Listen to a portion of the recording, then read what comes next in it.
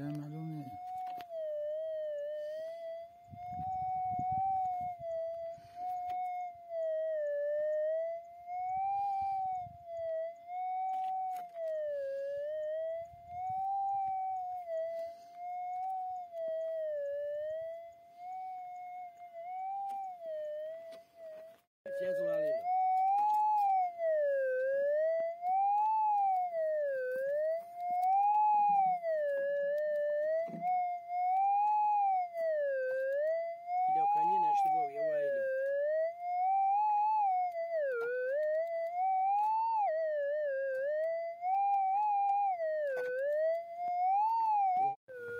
شکار قبل دوستان بعد از 1 متر حفاری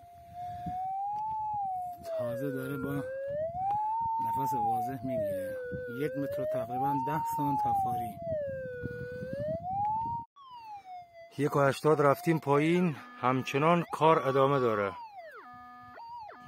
غول فلزیابی حداقل تو 2.5.